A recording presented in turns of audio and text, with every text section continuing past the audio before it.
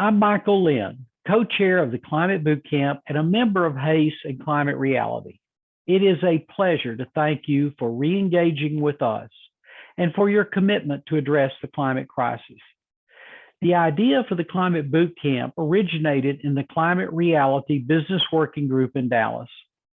Climate Reality does a great job in making people aware there is a crisis, but we haven't had a good tool for helping people to know what to do about it and how to get it done. Fortunately, HACE agreed to partner with us to create that tool. And as a result, 83% of you said that you would recommend the Climate Bootcamp to others. And now it is my honor to reintroduce our co-chair, Eleanor Powers. Eleanor? I'm Eleanor Powers, co-founder of Harvard Alumni for Climate and the Environment and its Director of Programming. I'm also the co-chair for the Climate Bootcamp. Welcome to the sixth and final session of the Bootcamp. It's so great to have you all back again. For this session, David Raper, Brooke Suter, and I will be your hosts.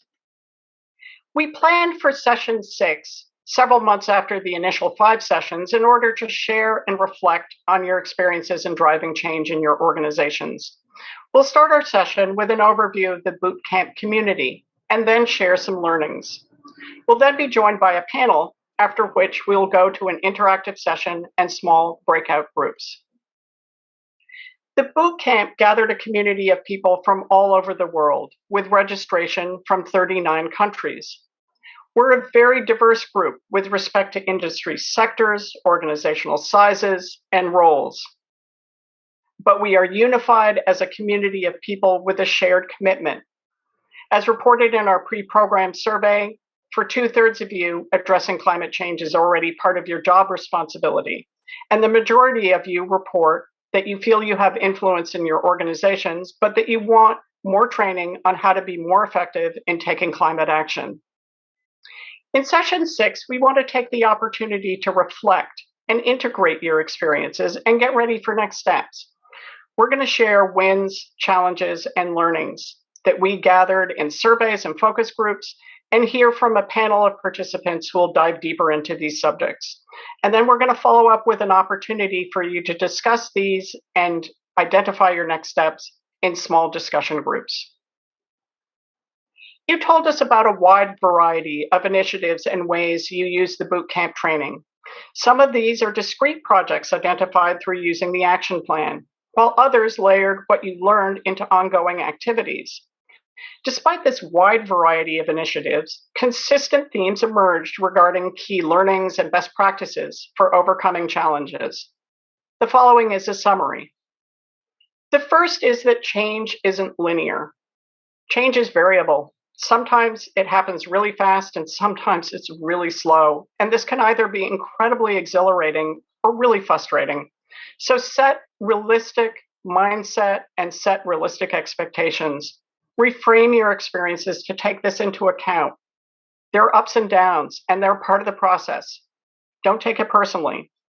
One participant described how when she was roadblocked in her project, she doubled down on researching it more. And she found that she was becoming the industry expert in her organization on the topic. And while she knew that her project could take much longer than initially expected, she just takes an immense amount of pride in knowing that she'll be ready as her organization's interests evolve. The second is that any job is a sustainability job. We're all stretched thin by competing demands, so it makes sense for you to focus your efforts where you have leverage by finding ways to integrate climate action into what you're already doing. Every role has relevance in helping an organization to become climate neutral. One professor incorporated the action plan template into an entrepreneurship module of the college course he is teaching. Students are developing a plan for a business that is sustainable in line with the UN Sustainable Development Goals, which is a skill that they can apply in their future jobs to create a ripple effect. The third is to be agile and use the Climate Bootcamp action plan to support iterative planning. You can use the action plan up front to identify opportunities and identify those with power and influence that you're going to have to persuade. But things may not happen the way you planned, so be ready to pivot. Revisit your plans iteratively as you move forward. One participant described how her challenges became opportunities. Her original project for a school food service stalled with COVID, so she pivoted to an unexpected opportunity to promote a city bond financing to support climate sustainable initiatives. She keeps her action plan printed out on her desk for reference and ongoing refinement and to keep her focused. The fourth is to emphasize co-benefits to align interests. We heard about the ways in which siloed decision making and organizational culture makes it hard to make progress. Emphasizing co-benefits of constituents, influencers, and decision makers can help align interests. An example of a co-benefit could be cost reduction. Be on the lookout for unexpected allies who will care about your idea for a reason other than climate. And you can establish yourself as a trusted source of information that is reliable. One participant described how hard it was to get the city's attention for a proposed climate initiative, but she had more success when they expanded beyond climate groups to include bird groups, housing groups, and others who are interested in the topic for reasons other than climate. The fifth is to find your community. You are not alone. There are other activists like you out there. Have faith and find your community. This community will help you with accountability for your commitment, for support during the ups and downs, and for information sharing. If you can't find your community, build it. It only takes a handful of people. One participant described how part of his journey had been building community where he can share his strengths, expertise, and experiences and be supported by other people when he needed it in return. He says this has made all the difference in his ability to stick with his commitment and move forward. Both HACE and Climate Reality offer sources of community. Through joining HACE, members of the Harvard community can access a wide range of community resources designed to support alumni in their climate commitments. These include mentorship programs, monthly networking groups, LinkedIn groups, affinity groups, and local groups. Through the Leadership Core training and local chapter structure, Climate Reality also offers a wealth of community. And now we will shift to a panel where David Raper will talk with three panelists about their experiences in driving change. Thank you. Welcome everybody to the next session of session 6, which is a wonderful panel with three panelists who are your peers in the bootcamp. We're very fortunate tonight to be able to be hearing from Katarina Kostyukina, Emily Stapleton, and Huey Newsom, who are going to be sharing a bit of their experience of what they learned in the bootcamp and then how they applied that in their varied roles. So let's dive straight in. And Huey, perhaps we can start with you. I would love if you could begin and just share with the audience a little bit about your organization and your role there and what you're trying to achieve as regards climate change. Thank you, David. Yeah, David, I am the CFO, Chief Financial Officer for Wayne County, Michigan, which is the county where Detroit, Michigan is located. Roughly about $1.7 billion of budget. And we are embarking on bringing sustainability to a Midwestern local government. So challenge, but I think we can make it happen with as much support as we can get from tools like the bootcamp. So Hugh, thanks for sharing that context. One thing that strikes me is you're a CFO. What brings the CFO to the table for sustainability in your work? Well, it's one thing that's very important for someone as a CFO. I'm a CFO, but I'm also a CFO in the public sector. And unlike CFOs in the private sector, it's important for us to understand that what we do at the end of the day is serve the public, right? And so that is our net income, is to be able to provide services to the general public.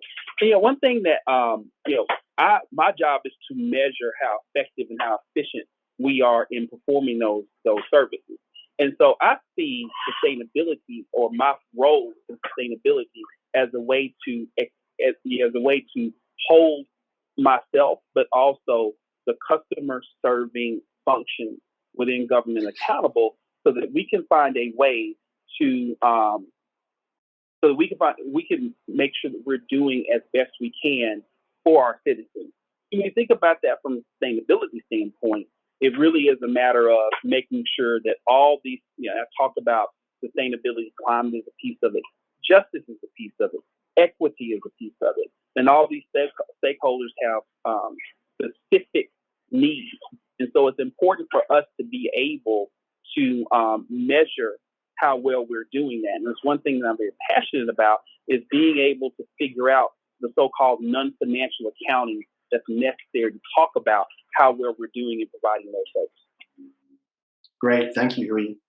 And as you think about some of those different stakeholders and the different ways that they might approach climate, can you dive a little bit deeper into sort of how you've gone about building some of that coalition support? Because I think that's a challenge that many people are facing.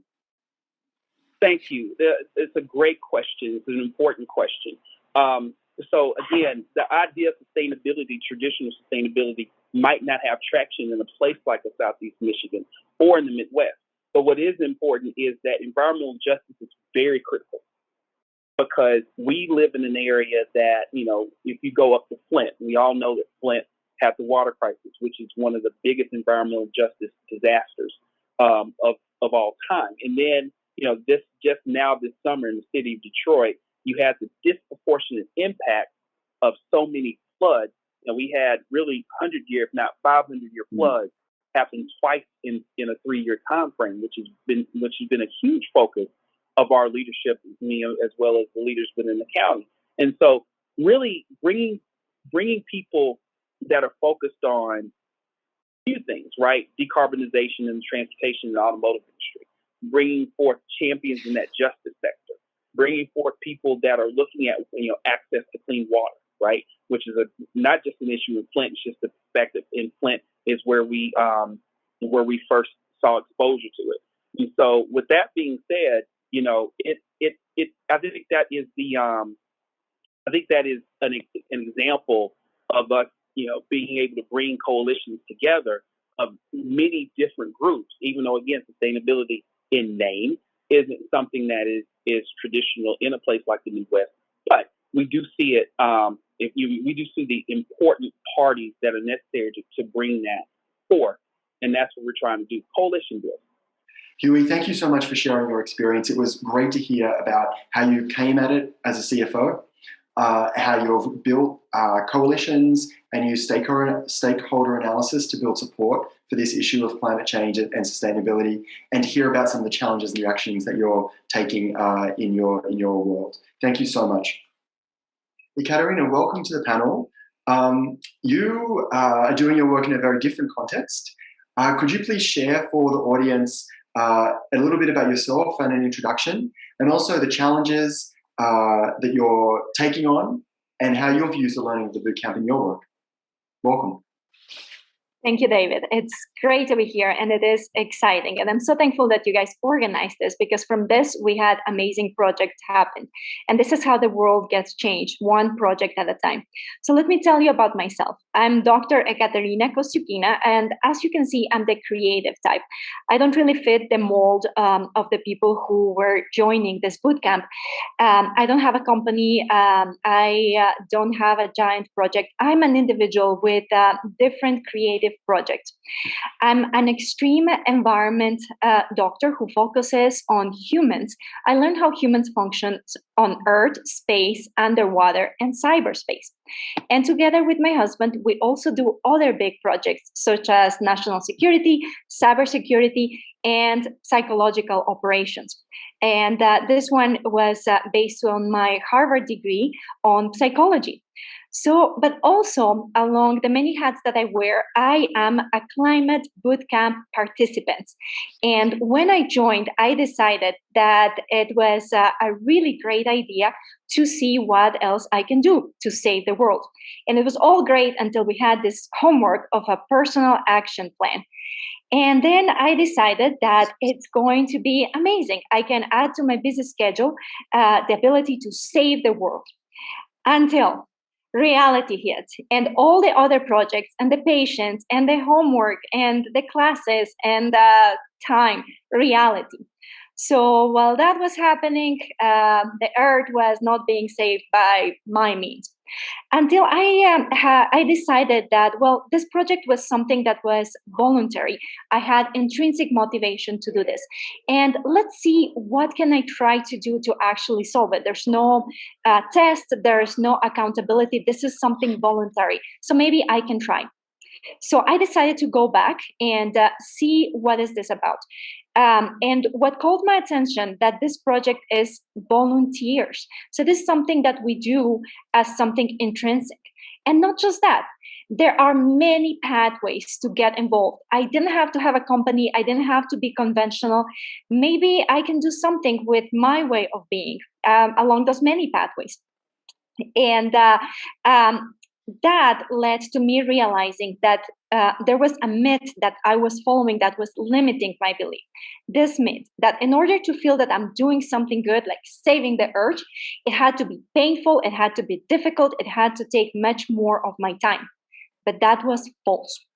So I decided to go to the tools that you guys provided and realize that I have strengths such as creativity, as you can see, public speaking, strong intrinsic motivation, and the psychological operation part. And the opportunities is to align what I'm doing with my daily goals. And I have a captive audience through either social media, the lectures that we teach, and all the leaders that change the world that we give consulting services to. And the weaknesses, as you know, is the other priorities in life, and the threat is the time itself, reality. But it's okay. So I decided that I will focus on two things. First is something easy, which is to create a campaign for behavioral change towards caring for our home planet. The psychological operations thing that I teach.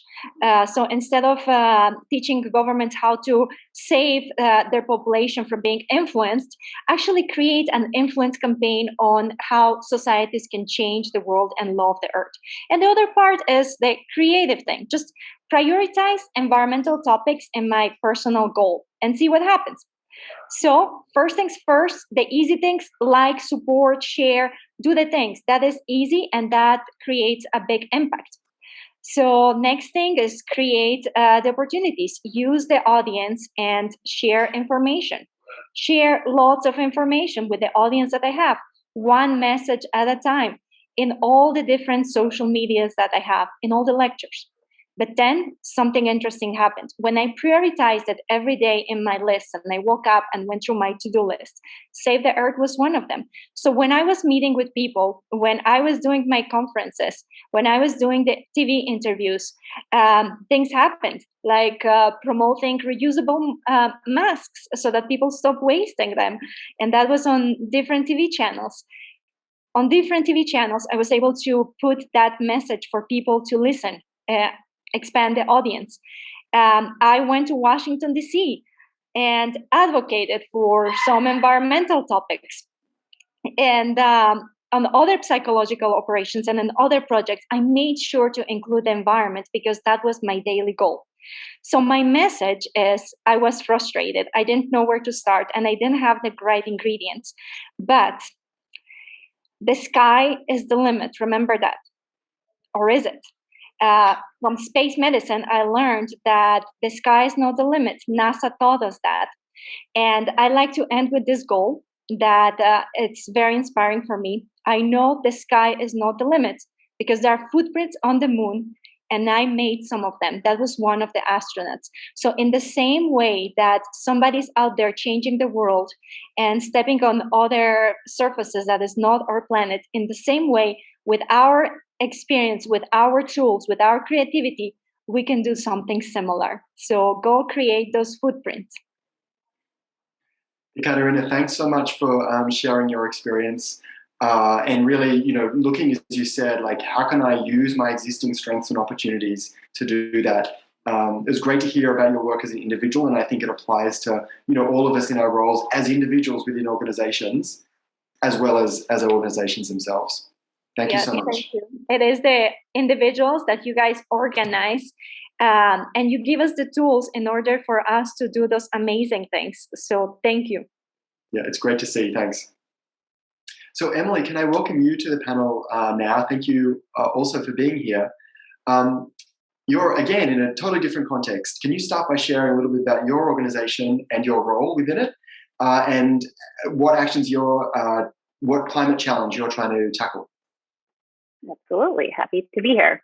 I work for Amazon in last mile logistics. So everything involved with taking a package from the last building in the Amazon network, perhaps to your doorstep.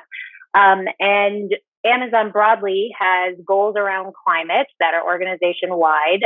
One is the Climate Pledge, which is to reach net zero carbon emissions by 2040. 10 years earlier than the Paris Agreement.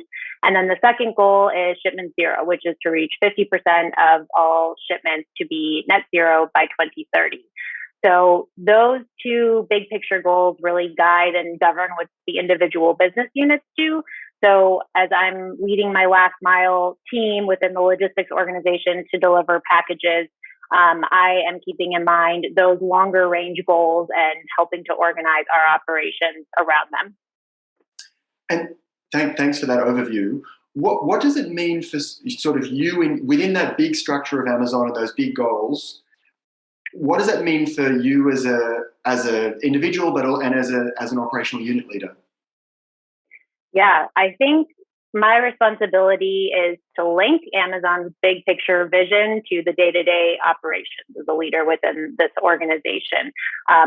Without making really clear, concrete, tactical goals, big climate goals can feel very abstract and very difficult to achieve. But I think one of the things we talked about in the bootcamp was setting clear, concrete, smart goals to execute against incremental progress towards the big picture. So while Amazon does have a central sustainability organization, and also within each of its business units has sustainability liaisons, when it comes to individual programs like the program that I manage, I feel it's my responsibility for my team to be first familiar with the big goals that Amazon has set, and then second, familiar with the goals specific to our program. And then third, have an understanding of how we're tracking to that goal and what some of the levers are to add to or to create, I should say, reductions that can help us move in the direction of the Climate Pledge goals and net zero. Great, thank you. And in our previous conversations, you've talked a little bit about, you've got some flex to sort of lean into this or to sit back. Can you talk a little bit about sort of how you've decided to lean in? Yeah, for sure. There are a couple ways actually within Amazon that I've prioritized sustainability and put it front and center. First is when I moved into this role with the current team that I'm on. This is the second team I've been with at Amazon. And one of the first conversations I had with my manager through the hiring process was ensuring that sustainability could be at the core of our last mile operations and that I could prioritize it and embed it into our operations and make good decisions for the business and good decisions for the planet. And happily, my manager is aligned with that vision and had reserved some headcount for sustainability even before I had finished the hiring process, which is great news. So first of all, I'm able to put somebody into that ownership position to lead our team towards our Climate Pledge goals, specifically for our program, thinking about things like electric vehicles or sort of the efficiency of our network, or even thinking about things like energy efficiency in our buildings, all of these things that go into a last mile operation. And then second, just informally throughout the Amazon network, I also have been active in our sustainability Slack channels and even put together a book club around All We Can Save. So within my team and then across teams, I've been trying to put sustainability front and center and increase the conversation around it. So Emily, thank you for sharing that. And just to round us out on this section, could you share a little bit about some of the tools that you've used or the applicability of those tools from the bootcamp into your current role? Yeah, absolutely. Really appreciate the structure of the workbook that our bootcamp participants receive, no matter what industry we're in. I think that we can apply this to our context and get some tangible results out of it. So definitely things like the SWOT analysis, the prioritization matrix, and importantly, the stakeholder matrix. All three of those things I think are really good guides to help craft your sustainability strategy. And then second, throughout the boot camp, there's a big emphasis on climate communication, talking with your colleagues and friends about it. So I think the whole experience of going through this series and connecting with others in the boot camp has really underscored how important it is just to put the topic front and center with anyone that you're interacting with in whatever context. Great. Thanks so much, Emily. It's really lovely to have you on the panel. Thank you, David. So thank you all for sharing your experience and the work you've been doing. I'd like to ask you now a couple of questions, beginning with what's been a surprise or a win in the work that you've done over the last few months? Emily, could you maybe kick us off there? Sure. I don't know if it's so much a surprise. It's something that I'm heartened by, which is that there are a lot of people in an organization, even as large as Amazon, who are really passionate about climate, although their job titles may not specifically be sustainability or climate. It's something that people really care about and are mobilizing at a grassroots level to make sure the company is prioritizing and their peers are prioritizing. So I've really enjoyed the journey of meeting other people who are as passionate as I am. Awesome. Thanks so much. Huey, what's been a win or a surprise for you? You know what? I will say the biggest surprise has been, again, those groups, that coalition that we've been working to build. I think it's been very helpful and, surprising that so many people, believe in this. But, I always think about the analogy of an elephant. One sees the tail, one sees the trunk, one sees the legs. And so, with that being said, I think that, that's one thing that's been very beneficial to us, because it takes a lot of parties to see the elephant from multiple facets, but so many perspectives are so helpful. Great. Thanks so much, Huey. Ekaterina? Well, one surprise that I got is the power of the individual working together and focusing on the goals. So once I made the process and the decision of adding climate advocacy and environmental changes advocacy to my personal goals, to my daily goals, I found impressive ways in which I could be helpful. I just started asking, I just started noticing opportunities. And from a project that was trumped by something like lack of time, like responsibilities, I was able to merge my real life responsibilities and align them to the goals of my passion, which is to be able to help. Wonderful, thanks. One thing you've all talked about a lot is the importance of reaching out to other constituencies to build support for sustainability and climate change. How are you connecting with others to build support for you through learning, through emotional support? What you need on this journey. Huey, would you like to kick us off? Yeah, let me think about that for a second, because I think what's been good for us. I think the camaraderie is so huge for what we're dealing with, and it does get very frustrating, right? Again, I know I'm generalizing, stereotyping. In a place like Michigan, and I'm dealing with the Midwest is a little different than California, or it's a little different than DC, and so culturally, it's been really it's been a struggle, really, to champion these these ideas, but to be able to hear the stories of others, and to reach out to try to find other people that have gone through the process that we've gone through, the way we've done it, right?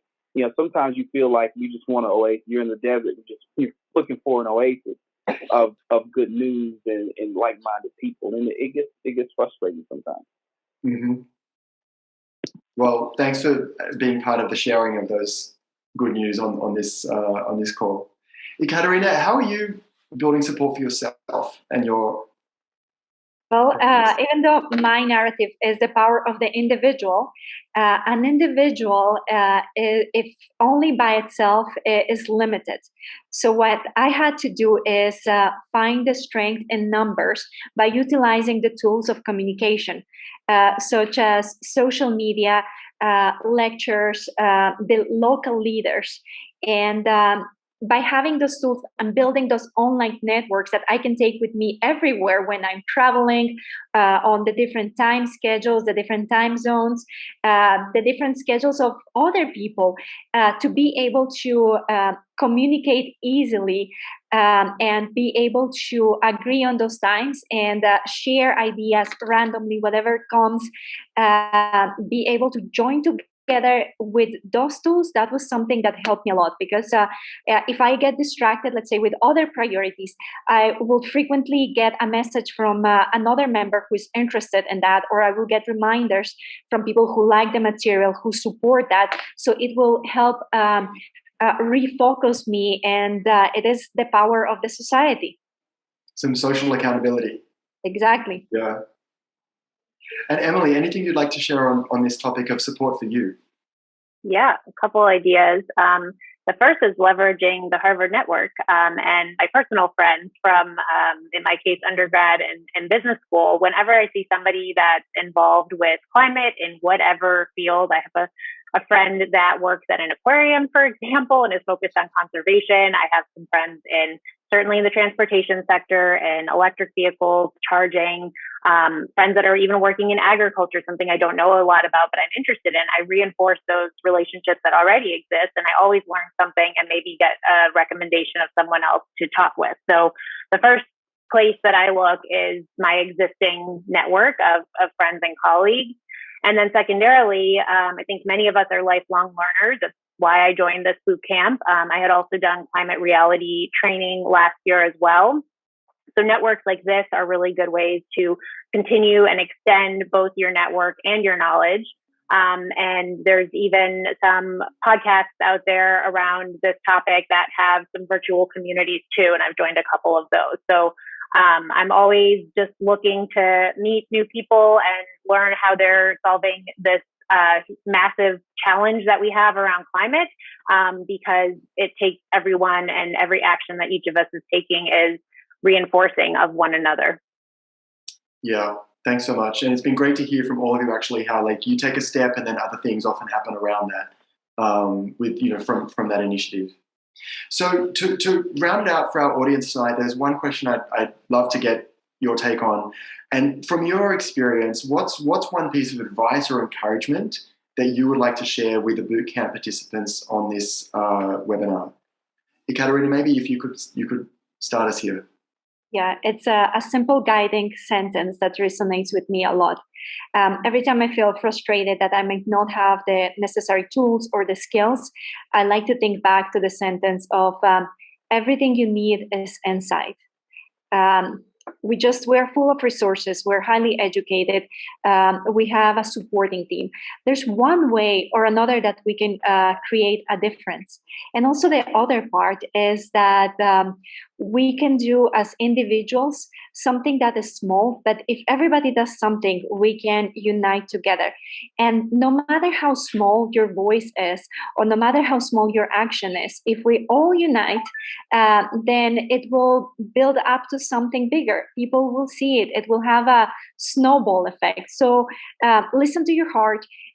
Keep trying. And this is an intrinsic thing. We're doing this because we want to. It's enjoyable, it's fun, and it doesn't have to be hard. We can just have fun and save the world. Awesome. Thanks, Ekaterina.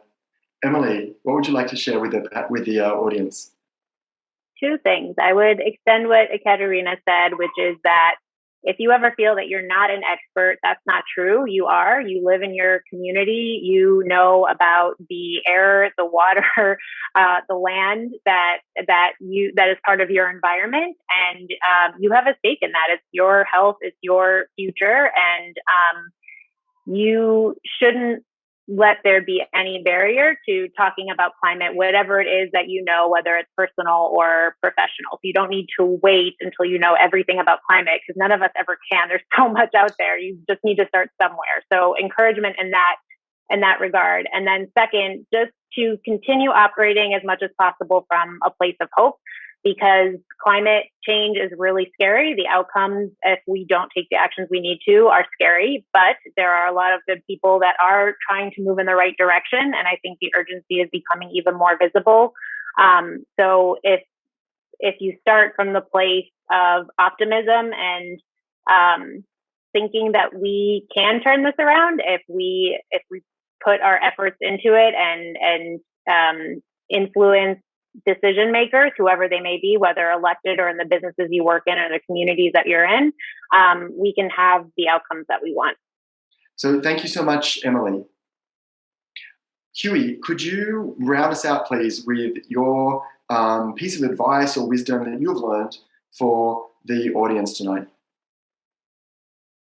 Yes, boy, lots of pressure to come last but not least, right?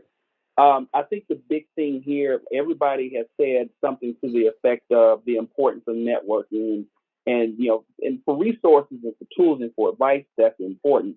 But I think also from a standpoint of empathy, this is a new space, but it's also different than a lot of other challenges we've had. I've come from the business school, and our focus is more so along the lines of how do we increase net income and for shareholders. This is more around saving the planet. And so the importance of saving the planet, I think it becomes emotional for a lot of different people. So now it's a matter of finding people that have empathy. Empathy is so important in this fight. And so we've all had our own challenges and our own paths, but it's important to share that human component of it. Huey, thank you so much. And Emily and Katerina, Huey, thank you very much for joining the panel this evening. You're all in your own ways climate heroes in your communities and your organizations. And I think importantly from what you've said, you're contributing to sharing that positivity and building that community amongst the bootcamp participants. So thank you all very much. And now to our audience online, you can now join a small group breakout session where you can engage directly with others in the bootcamp. To do this, there's a green button at the bottom of your video screen is available now. If you click that button, you'll be taken to a live small group session.